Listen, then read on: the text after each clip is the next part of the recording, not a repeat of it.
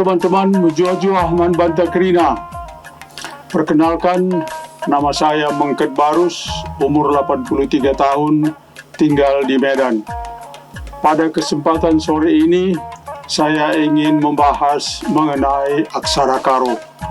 Seperti telah kita ketahui bersama bahwa aksara karo ini adalah warisan dari leluhur kita, warisan dari nenek moyang kita.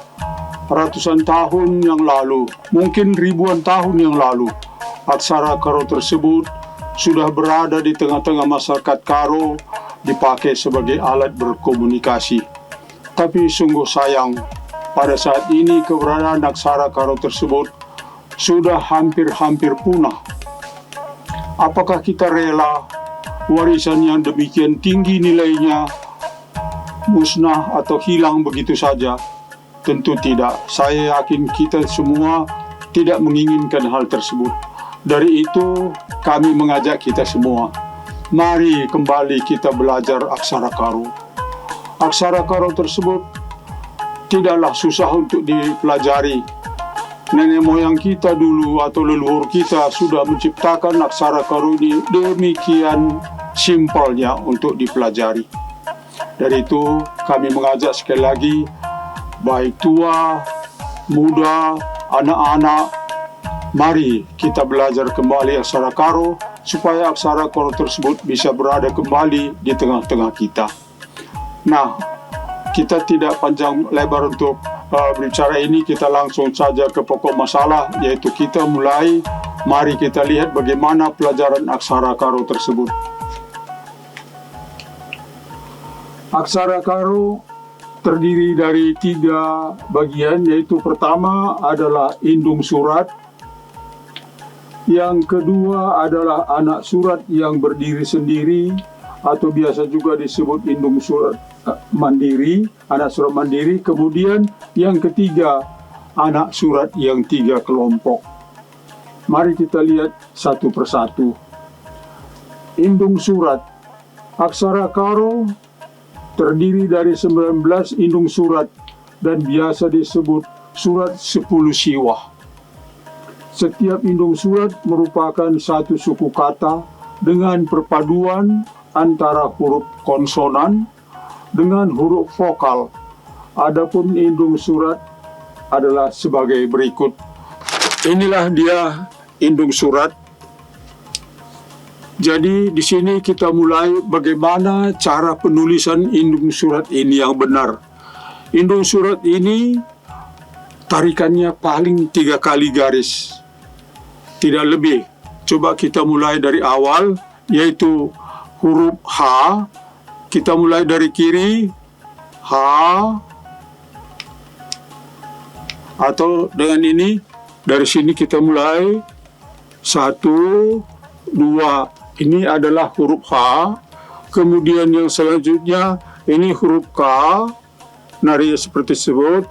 Pertama dan kedua ini huruf K.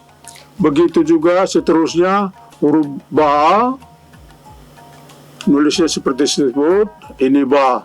Nah, ini Pa yang paling simpel. Hanya sebuah garis lurus saja. Kemudian Na. Na malah sekali satu garis saja, ini na. Kemudian indung surat berikutnya adalah wa. Wa ini 1 garis, 2, 3 garis. Inilah huruf indung surat wa. Indung surat berikutnya adalah ga. Ga, gini nariknya, kemudian ke bawah, ini huruf ga. Nah, ini huruf ja. Huruf ja ini ada 3 kali tarik garis, 1, 2, 3.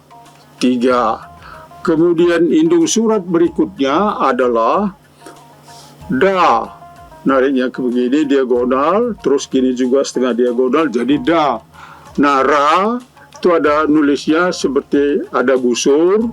Begitu juga ini huruf ra. Kemudian indung surat berikutnya adalah ma. Ma, yaitu 1 kali tarik, 1, 2, 3. Kemudian huruf berikutnya, indung surat berikutnya adalah huruf ta, yaitu seperti ini, ta. Nah, ini jangan lupa kakinya ini 1, 2. Huruf berikutnya adalah sa. Sa. Nariknya dari atas ke bawah, baru tarik kemari, baru kasih sayapnya sini. Ini dia huruf sa. Kemudian huruf ya. Huruf ya seperti ini. Huruf ya, baru tarik dari satu-satu, itu ya. Nah, ini huruf nga. Nga ini seperti huruf J tadi, tapi tiada tengahnya.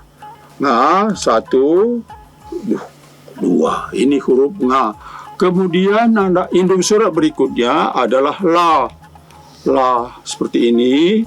Nariknya ini huruf la. Kemudian ca. Diagonal taruh 2. Ini huruf ca. Kemudian indung surat berikutnya itu nda. Nda seperti ini. Kemari ini huruf nda. Nah, indung surat terakhir adalah mba, yaitu seperti ini. Jadi kalau kita perhatikan indung surat aksara Karo ini sangat simpel bila dibandingkan dengan surat-surat yang lain, misalnya huruf Cina, Arab, dan sebagainya. Ini sangat simpel. Malah ada yang bertolak belakang seperti huruf ga dan huruf la. Bentuknya sama, hanya bertolak belakang saja. Jadi tidaklah sulit untuk mempelajari indung surat 10 siwah. Jumlahnya hanya 19. Kalau huruf Latin suratnya adalah berjumlah 26, sementara kita cuma 19. Nah, apakah kita sudah bisa menulis dengan menguasai indung surat 10 siwa ini? Tentu belum, karena belum ada anak suratnya, belum ada pembantunya. Nah, apa itu anak suratnya? Mari kita lihat kembali di sini. Yaitu anak surat yang berdiri sendiri, yaitu huruf I dan huruf U. Kedua anak surat ini kenapa disebut mandiri? Karena dia penempatannya itu tidak boleh dimanapun selain daripada di depan. Tidak boleh di tengah, tidak boleh di belakang. Jadi dia hanya di depan. Misalnya huruf I, Ipen, Igung, Isap, begitu seterusnya. Kemudian begitu juga huruf U-nya. Huruf U-nya pun tidak boleh di tengah ataupun di belakang. Dia harus di depan, yaitu Uban, Utang, Usih, dan seterusnya. Ada anak surat berikutnya, yaitu anak surat yang 3 kelompok. Yaitu kelompok pertama yang disebut namanya penengen. Penengen ini tandanya seperti garis. Fungsinya adalah mematikan bunyi vokal A pada indung surat. Letaknya di sebelah kanan indung surat. Nah, kita lihat di papan tulis.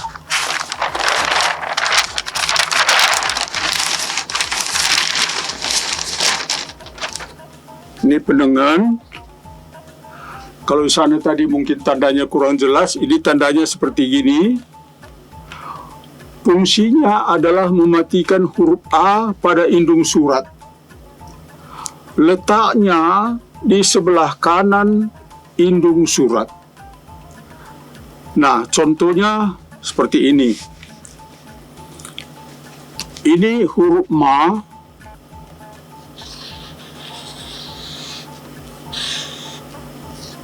Ini huruf Ma. Kalau kita mau bikin huruf M saja, maka dia kita tulis seperti ini.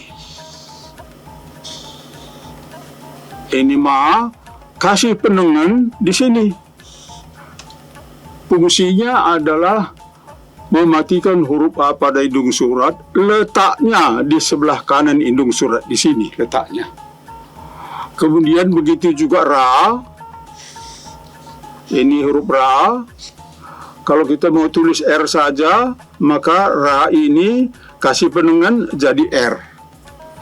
Nah, selanjutnya contoh berikutnya adalah ini huruf K. Ini K.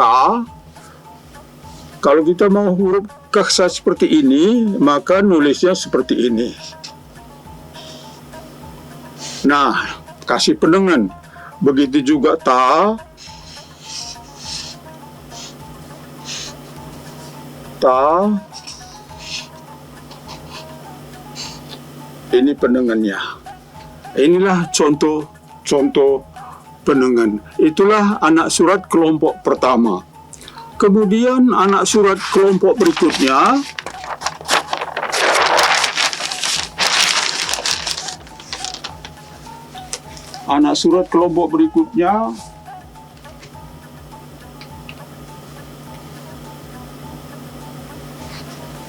kelawen. Anak surat kelompok kedua ini, kalau tadi kelompok pertama itu mematikan huruf A, kelompok yang kedua ini adalah mengubah bunyi indung surat, mengubah bunyi A pada indung surat, yaitu sebagai berikut. Ini kelawen. Kelawen itu huruf I, tandanya seperti ini bulat. Mengubah bunyi A pada indung surat menjadi I. Penempatannya adalah sebelah kanan indung surat. Kita lihat di sini, ini kelawen, tandanya ini. Ya, tandanya ini. Dia bukan titik, tapi ada ini lubangnya di tengah. Nah, fungsinya mengubah bunyi A pada indung surat menjadi I. Letaknya adalah di sebelah kanan indung surat. Contohnya, kalau ini ba,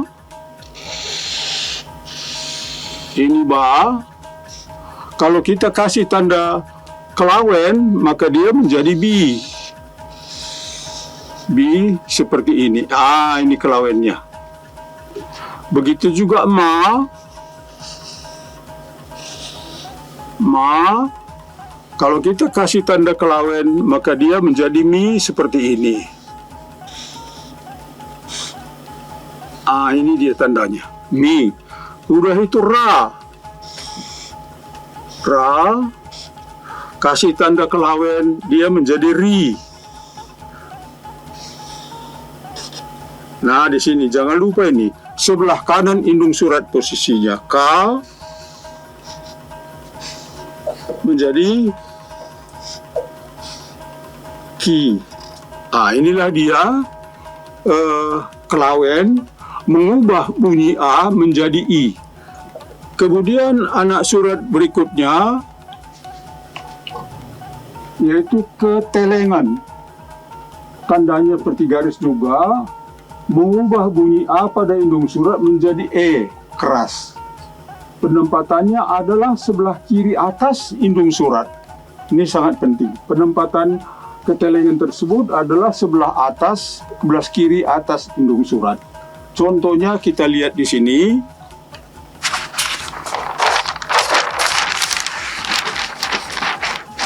Ketelengan, tandanya seperti ini.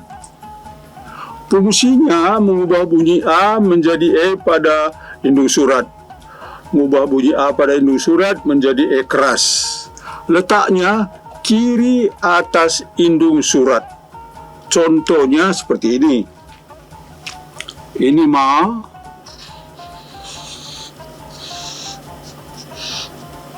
Kemudian ini ma juga. Tapi setelah kita kasih tanda ketelengan di atasnya, maka jadi me. Begitu juga sini ka.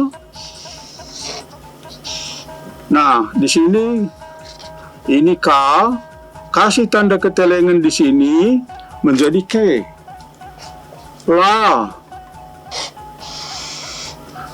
Inilah, taruh ketelengan di atasnya, jadi le. Ini pa. Pa ini garis lurus saja. Ini juga garis lurus. Tarik ketelengan sini menjadi P. Cukup simple. Hanya posisinya ini tidak boleh salah. Sebelah kiri atas indung surat. Kemudian berikutnya setelah ketelengan keberatan. Tandanya seperti besar begini. mengubah bunyi A pada indung surat menjadi E lemah. Penempatannya adalah sebelah kanan indung surat. Kalau tadi ketelengan itu kiri atas indung surat, ini sebelah kanan indung surat. Tandanya seperti ini. Fungsinya sama juga merubah bunyi A pada indung surat menjadi E lemah. Letaknya adalah sebelah kanan indung surat. Jadi contohnya ini ba,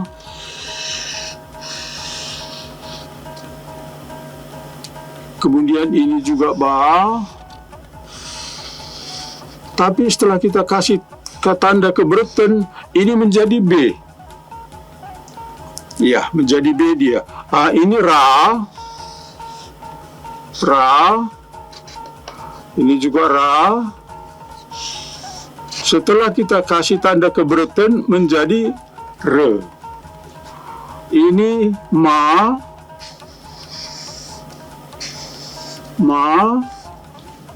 kita kasih buat sini juga ma. Tapi setelah kasih tanda keberatan dia menjadi me. Begitu juga huruf K. Huruf K setelah kita tanda kata keberatan menjadi ke. Inilah dia anak surat keberatan. Kemudian anak surat berikutnya adalah ketolongan. Mengubah bunyi A pada indung surat menjadi O. Penempatannya sebelah kiri atas indung surat. Penempatannya sebelah kiri atas indung surat. Contohnya di sini seperti ini. Tandanya ini. Kemudian fungsinya merubah bunyi A pada indung surat menjadi O. Letaknya adalah sebelah kiri atas indung surat. Contohnya ini ba,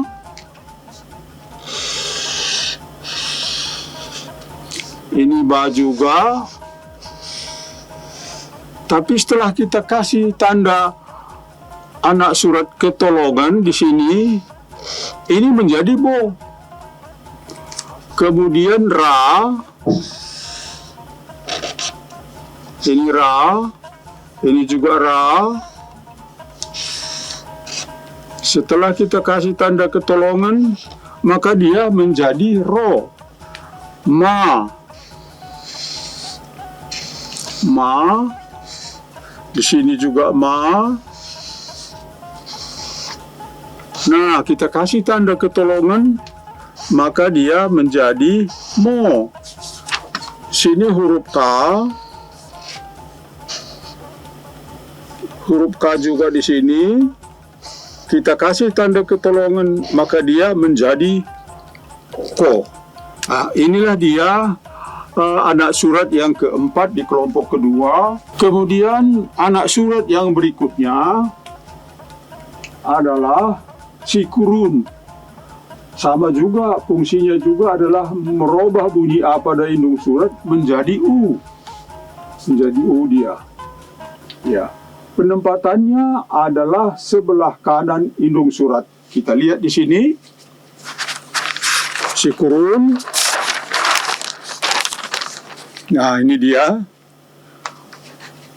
Tandanya adalah seperti kali. Fungsinya merubah bunyi A pada indung surat menjadi huruf U. Letaknya adalah sebelah kanan indung surat. Contohnya, ini ba,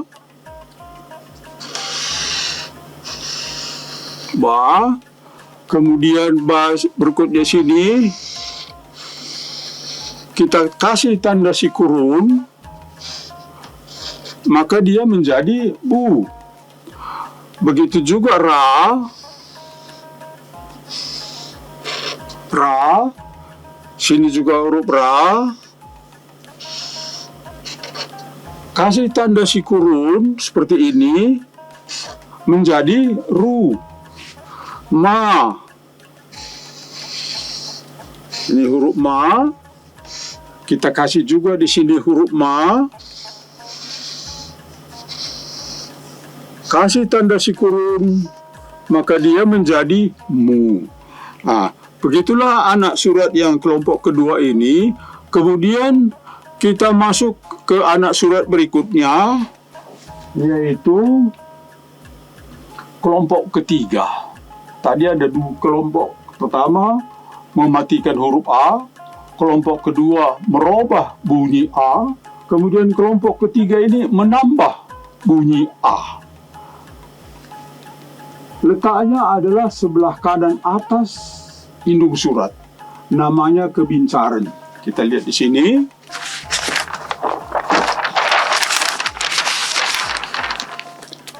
Kebincaran. Tandanya seperti garis begini. Fungsinya menambah bunyi eng pada indung surat. Letaknya adalah sebelah kanan atas indung surat. Contohnya sebagai berikut. Ini ba. Ini juga kita tulis ba. Tapi kalau kita kasih tanda kebincaran di atasnya seperti ini, maka menjadi bang. Nah, huruf berikutnya itu ra.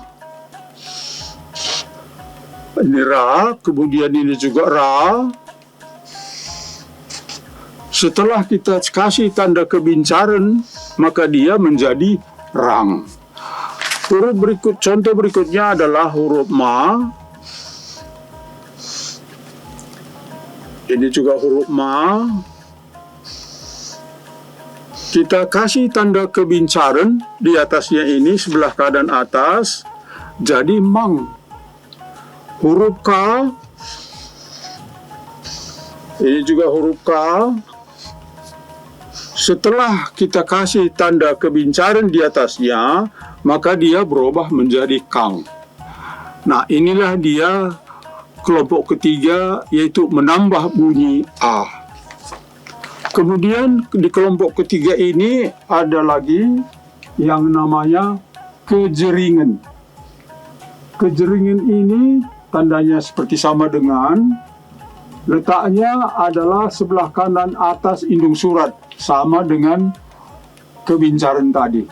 Contohnya di sini, ini kebincaran. Sekarang kita lihat yang kedua, yaitu kejeringan. Kejeringan tandanya seperti ini. Fungsinya menambah bunyi H pada indung surat. Letaknya sama dengan kebincaran tadi, yaitu sebelah kanan atas indung surat. Contohnya seperti ini. Ini ba. Ini ba. Tapi kalau sudah kita kasih tanda kejeringan seperti ini, garis 1, garis 2, ini menjadi bah. Begitu juga ra. Ra. Sini juga ra. Setelah kita kasih tanda kejeringan di atasnya, maka dia menjadi rah. Kemudian huruf berikutnya ini huruf ma, indung surat ma. Kemudian di sini ma, kita kasih tanda kejeringan di atasnya, maka ini menjadi mah. Contoh berikutnya yaitu huruf K. Ini huruf K. Kita kasih tanda kejeringan di atasnya, maka dia menjadi kah. Jadi habislah anak surat. Kalau anak surat pertama tadi fungsinya, kelompok pertama fungsinya mematikan huruf A, kelompok kedua menambah suara D, mengubah suara, yang kelompok ketiga itu menambah. Inilah dia anak surat yang 3 kelompok. Selanjutnya, apa yang harus kita pelajari untuk aksara karunia, yaitu pertama, menghafal alfabet indung surat si 10 siwah serta menuliskannya di buku latihan. Kemudian yang kedua, menghafal anak surat yang terdiri dari 3 kelompok serta menuliskannya di buku latihan. Inilah tugas kita untuk belajar untuk mempercepat pemahaman akan aksara karo. Kemudian ini contoh-contoh yang bagaimana cara menuliskannya. Kemudian di sini ada merangkai kata. Setelah kita pelajari tadi indung surat si 10 siwa, kemudian kita pelajari anak surat yang mandiri yaitu huruf I dan U. Kemudian anak surat yang 3 kelompok, yaitu kelompok pertama mematikan huruf A, kelompok kedua merubah huruf A, kelompok ketiga menambah bunyi pada huruf A. Nah, sekarang mari kita coba menulis aksara karo. Bagaimanakah kita menulis buku di dalam aksara karo? Yaitu pertama, ini huruf D,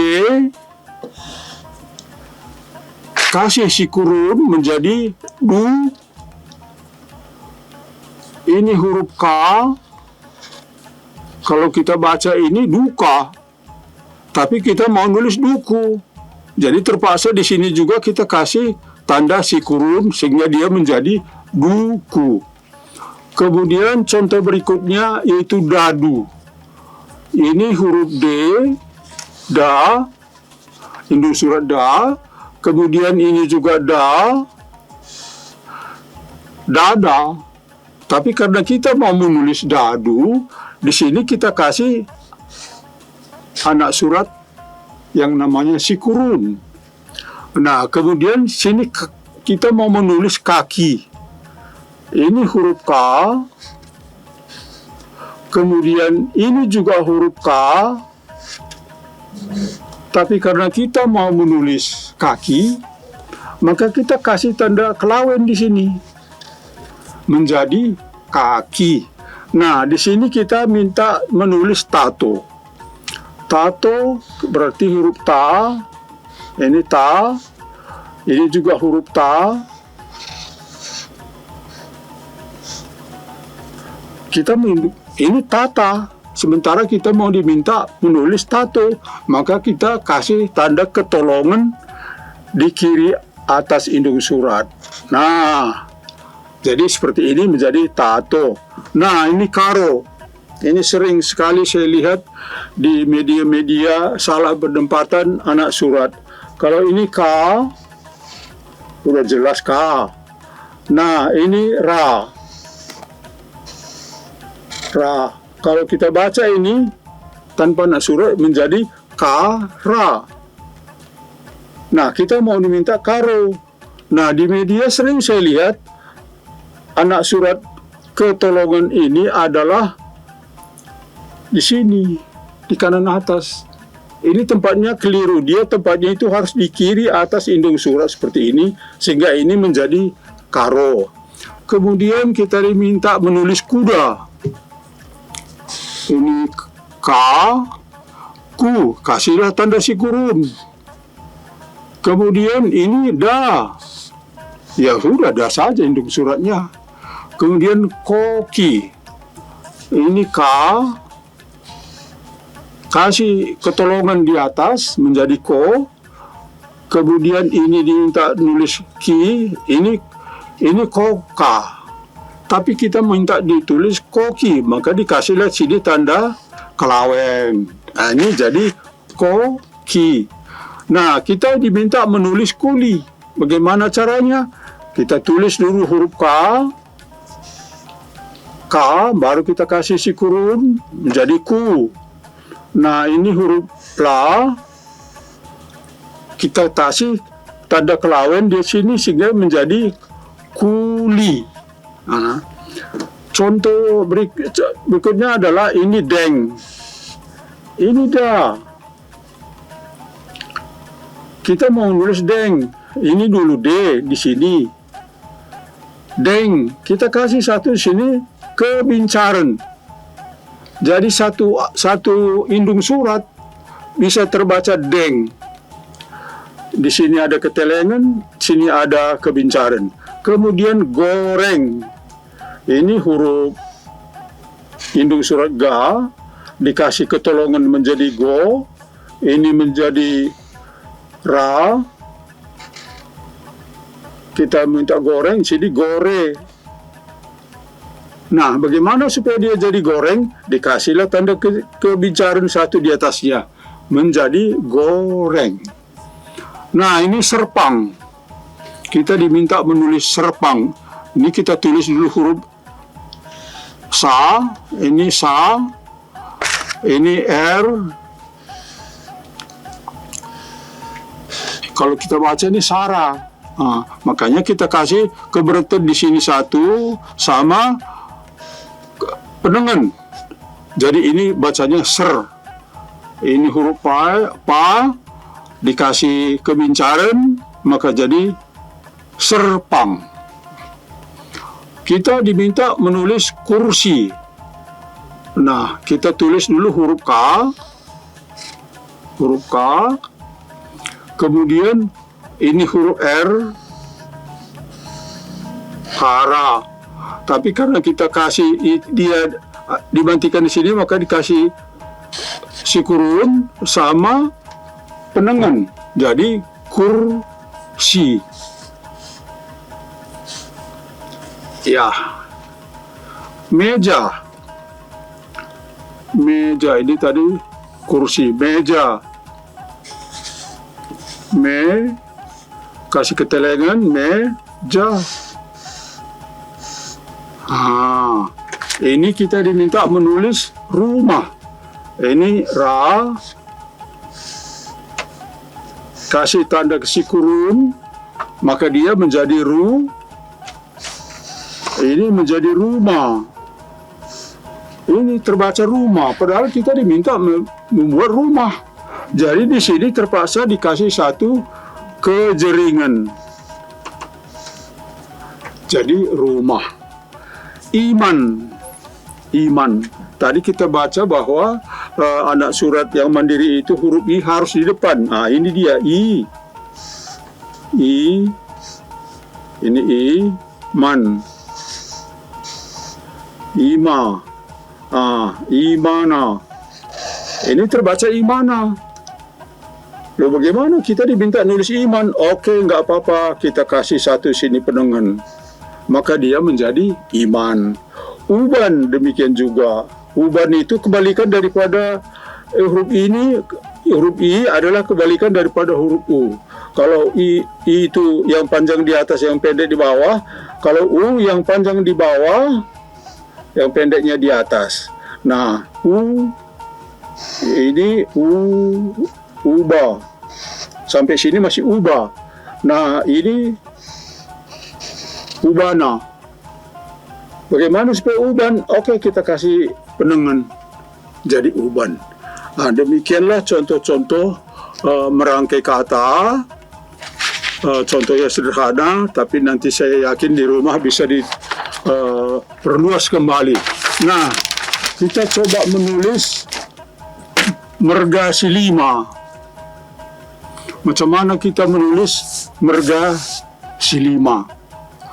Nah, kalau ini merga silima, huruf A dulu, M, ma, mer,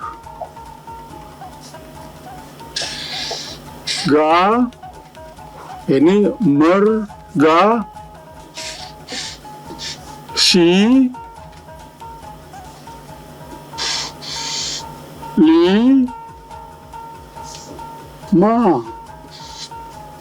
Ini dia bergasi 5. Kemudian kalau kita menulis karo-karo bagaimana? Nah, ini kita tulis dulu pertama huruf K. Ini ra. Jadi kalau tanpa ada surat ini bacanya kara. Tapi karena kita kasih di sini huruf ketolongan, maka dia menjadi karo. Nah, sini hal yang sama lah, karena karo-karo kan sama ya. Karo-karo. Kemudian tarigan, ini ta. Tara.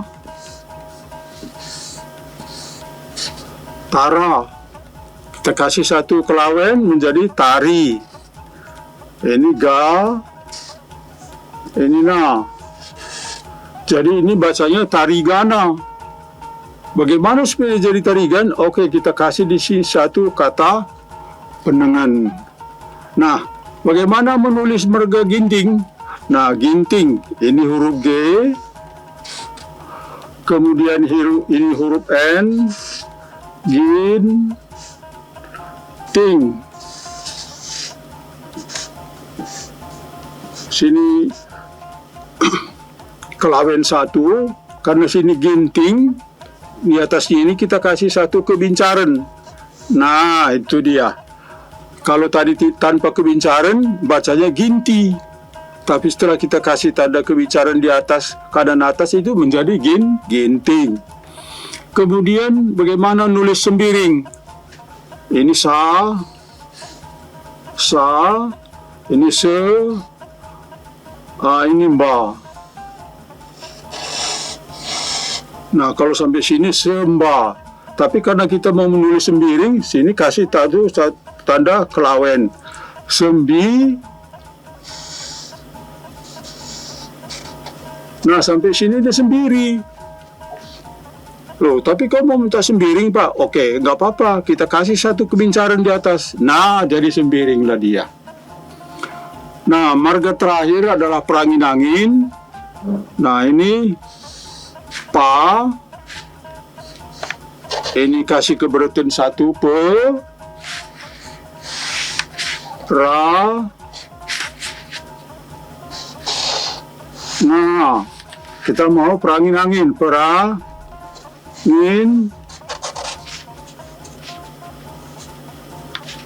Ini perangin.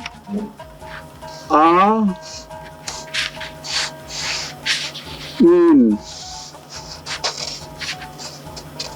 Ya, inilah dia perangin angin.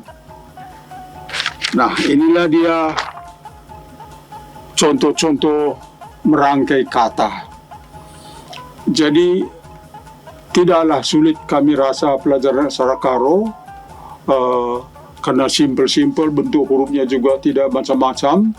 Nah, hanya dibutuhkan sedikit kemauan dan keuletan. Baik, demikianlah tadi pelajaran aksara karo yang telah kita ikuti bersama. Mohon maaf di mana lebih kurangnya, dan saya mohon koreksi.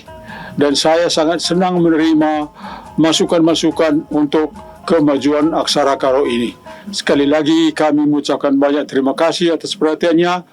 Maju-ajuah kita kerina.